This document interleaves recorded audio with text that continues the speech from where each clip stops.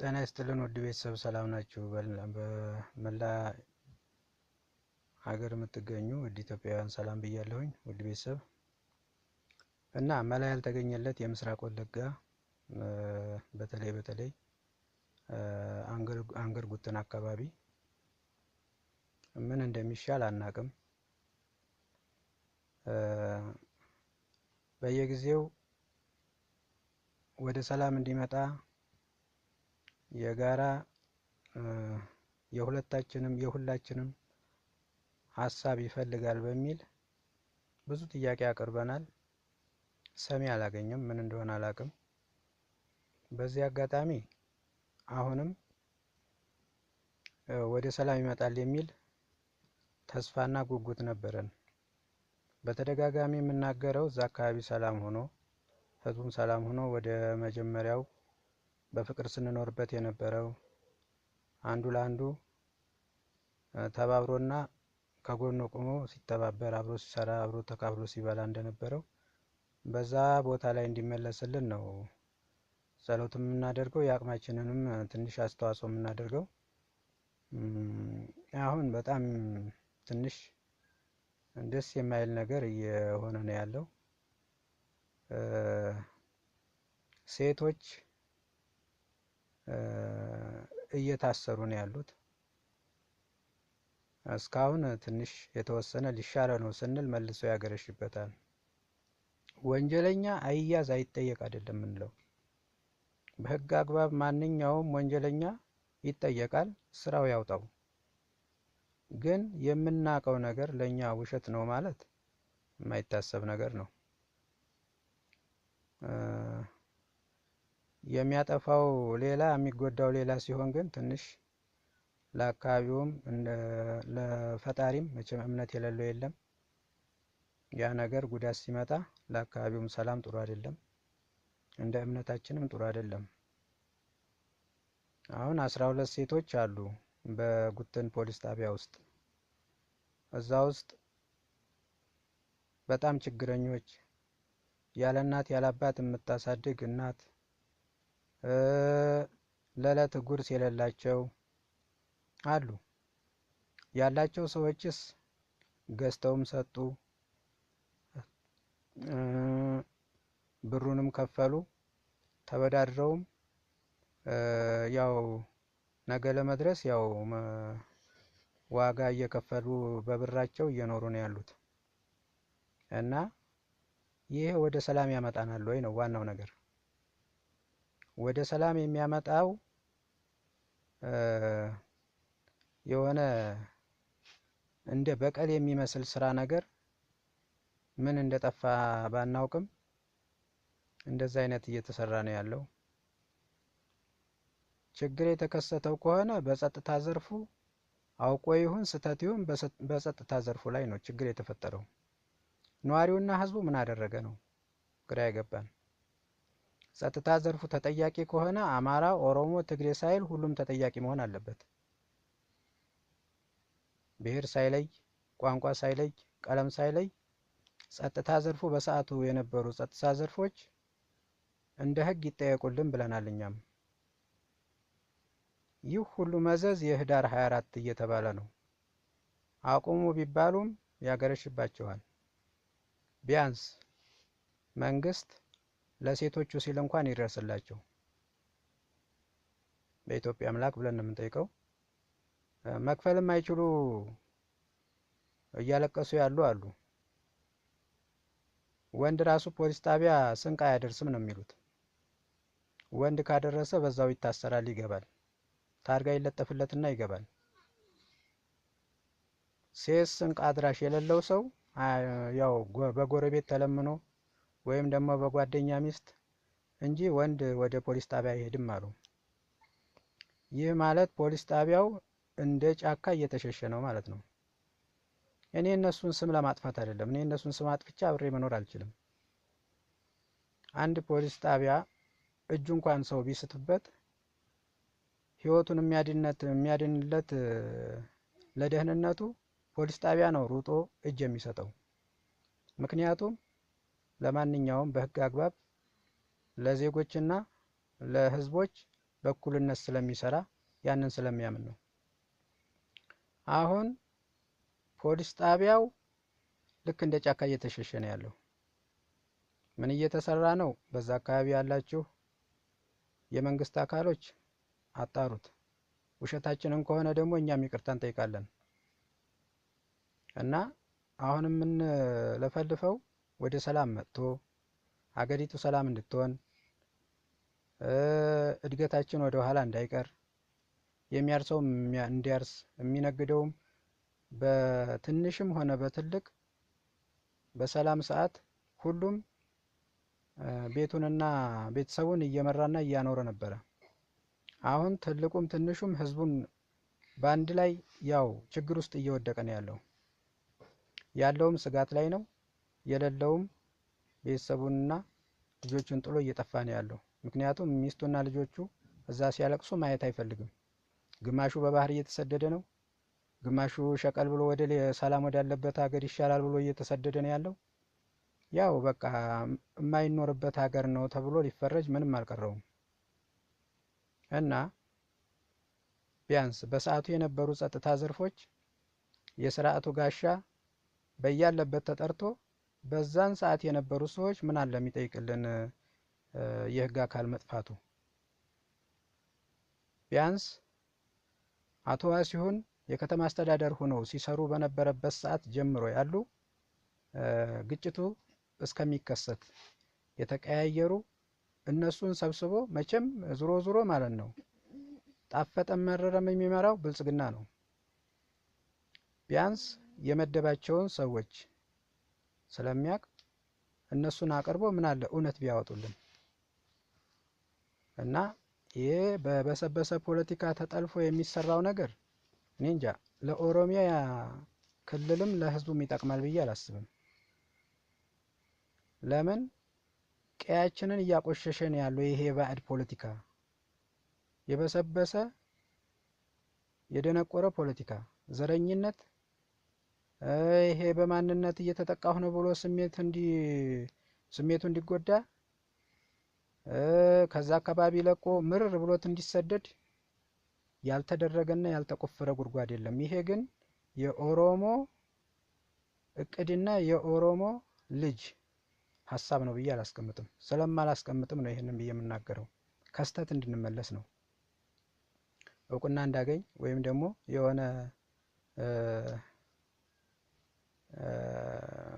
ባጀቱም እውቀቱም ኖሮኝ ሙያውም ኖሮኝ አይደለም።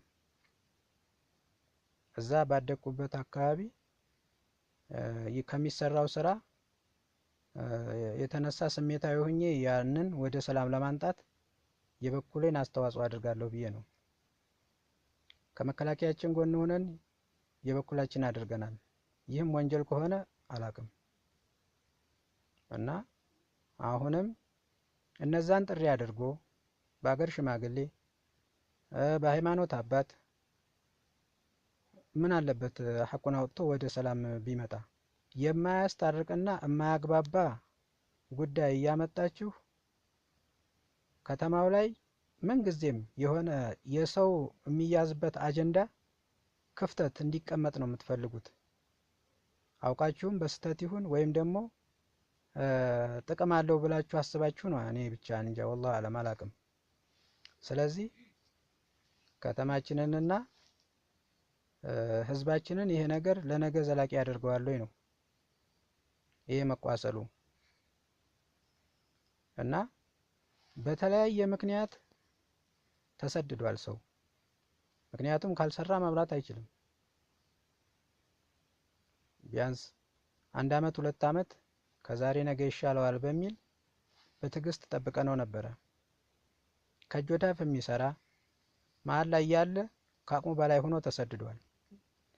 ወንጀል ሰርቶ ነው የተሰደደው፣ ፋኖ ነህ እየተባለ ታርጋ እየተሰጠው እያንዳንዱ እየተለቀመ ነው ያለው። ምንም አልዘነጉም ከዛሬ ነገ ይሻላል በሚል። የጥቅምት 24 እኮ የሰሜን እዝ የተጨፈጨፈው ፋይል ተዘግቷል። የጉትኑ መቼ ነው የሚዘጋው? መቼ ነው ወደ ሰላም የሚመጣው? ወይ አንዴ ግልብጥብጥ ብሎ እንደሌላው ቦታ አለየለት። የሆነ ችግር ይፈጠር ብሎ ተመቸም ጸሎት አይደረግም በአገሩ ላይ። ምን አይነት በሽታ እዛ ጋር እንደሰፈነ አላውቅም። እርኩስ መንፈስ ምን አይነት እንደሰፈረበት አካባቢው ላይ እና ለሴቶች እንኳን በኢትዮጵያ አምላክ ድረሱላቸው የሚመለከታችሁ አካሎች። እኔ ለሸኔ አይደለም እየተናገርኩ ያለሁት፣ ለፋኖ ለምትሉት አይደለም፣ ለጁንታ የምትሉት አይደለም። አሁን ለምትመሩት በህግ ጥላ ስር ሆናችሁ ወይም ከስር ሆናችሁ በህግ ደሞዝተኞች ግን ቢሮ ላይ ብልጽግና ናችሁ፣ ወጣ ስትሉ ሌላ የማናውቀው ነገር የለም። ከስተቱ ሁሉም ይመለስ ነው። ወንበር ላይ ቁጭ ስላልኩ ፍጹም ነኝ የምትል የጊዜ ጉዳይ ነው፣ ጉዳዩ ይወጣል። ምክንያቱም ሲቪሉ ገበሬው ድምጽ ስለሌለው የፈለገውን ታርጋ ብትሰጠው የሚያለቅስበት የለውም። ምክንያቱም ሰሚ የለውም። በእርግጠኝነት ነው የምናገረው። ስለዚህ የፈለከውን ታርጋ እየለጠፍክ ወይም ብር ሰብስቦ ወደ ውጭ የምትወጡበት አጋጣሚ ብር እየተጠራቀመ ከሆነ አላውቅም። ይሄ ሁሉ ህዝብ ይሄ ሁሉ የሚከፍለው ግን ማለት ነው መንግስት ካዜና ውስጥ ገብቶም ከሆነ ጥሩ ነው፣ ለሀገሪቱ ጠቃሚ ነው። ይሁን እያለቀሱ ቢሰጡም ማለት ነው። ግን አድራሻውስ እንደው ወዴት ነው? የስተት አካሄድ ለተሳሳቱ ሰዎች ገቢ ከሆነ አሁንም መልሶ ያጠቃናል ብዬ ፈራለሁ። ምክንያቱም እንደ ኳስ ቡድን ሁሉም ደጋፊው ስለበዛ አንዱ ሸኔን ደጋፊ ሆኗል፣ አንዱ ፋኖ የሚለውን ደጋፊ ይላል። ወለጋ ላይ ፋኖ ብትለኝ እኔ አላምንም። ለኔ አትነግረኝም ፋኖ ብለህ ብታወራ። አማራ ሆኖ መሳሪያ ከያዘ ፋኖ ነው ተብሎ ታርጋ የሚሰጠው። ይሄ የአደባባይ እውነት ነው። ስለዚህ አሁንም እባካችሁ ወደ ሰላም እንዲመጣ የበኩላችሁን ስሩልን። በምስራቅ ወለጋ አንገርጉትን ዙሪያ እኔ ምን አይነት የህግ አንቀጽ እንዳለ እዛ አካባቢ አላውቅም። እኔ በድፍረት የተናገርኩት ጠቅላይ ሚኒስተር ልጁ ቢታሰር እዛ አካባቢ ማስፈታት እስከማይችልበት ነው የምናምነው። ምክንያቱም እኔ እንጃ እዛ ጋር ሲደርስ ህግ ይስቁብናል። እንደውም ኧረ እኔ በግሌ እኮ የደረሰብኝ ነገር የለም፣ ያው እንደ ህዝብ ነው የተጎዳሁት። ግን የተሳሳተም ከሆነ ከስተቱ ይመለስ። አውቀህ ከሆነ ደግሞ በቃ ይበቃል እባካችሁ። እና የህወሓት አጀንዳ አንግባችሁ የኦሮሚያን ቀዬ አታቆሽሽ። ለኦሮሞ ታሪክ ምንም አይመጥነውም። የኦሮሞም ታሪክ አይደለም ይሄ። የኦሮሞን ስም ለማጠልሸት ኦሮሚያን ለማጠልሸት ካልሆነ በስተቀር የፈለገ ቢሆን ይሄ ለኦሮሚያ ይጠቅማል ብል ከጎናችሁ ቆም ነበር እኔ። ምክንያቱም ያደግኩበት የተወለድኩበት አሁንም የምኖርበት ነው። ሌላ ሀገር መኖር አልችልም። ስለዚህ ወደ ሰላም እንዲመጣ የበኩላችሁን ተመካከሩ። መንደር 14 ላይ የተወሰነ ተጀምሮ ነበረ።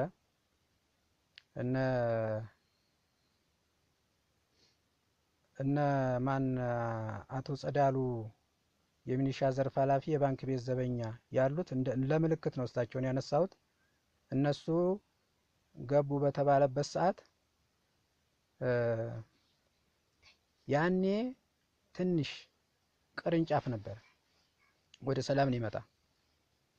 አሁን እርቅ ተዘግቷል ብላችሁ እንደ ምክንያት የምታወሯት ያችን ነው።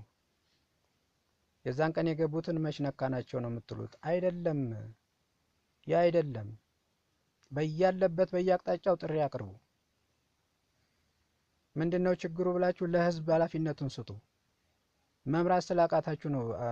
ኦሮሞ አማራ የምትለኝን አልሰማም። መምራት ስላቃታችሁ ነው የተበጠበጠው።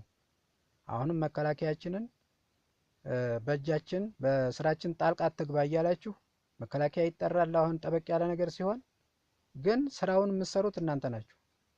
መከላከያ ያሰረውን ራሱ አጣርቶ በአግባቡ እየለቀቀን ያለው። ሚኒሻ ያሰረው ብር ካልከፈለ ነቀምት ነው የሚከዘነው። በዚህ አጋጣሚ የለቀምት ፍርድ ቤት የነቀምት ወንጀል መርማሪዎች እንጀራ ይውጣላችሁ። በቂ ማስረጃ ስላልተገኘ ፍርድ ያልተሰጣቸው ራሱ ብዙ ሰዓት ቆይተው የወጡም አሉ። እናመሰግናለን። ይህን የምናመሰግናቸው ልጆች እኮ ኦሮሚያ ውስጥ ያሉ ናቸው። ኦሮሚያን ለማቆሸሽ እና ስም ለማጥፋት አይደለም እየሰራ ያለሁት። ስለዚህ አሁንም በኢትዮጵያ አምላክ ለአንገር ጉትን ነዋሪዎችና ዙሪያው ባሉ ሰዎች አቀፉ እርቅ ኮሚሽኑ የበኩሉን አስተዋጽኦ ያድርግልን እያልኩኝ በዚህ ጨርሳለሁኝ። ሰላም ሆኑልኝ። ሰላም ያምጣልን። ለሀገራችን ሰላም ያምጣልን። ፍቅራችን ወደ ነበረው ፈጣሪ መልስልን። አመሰግናለሁ።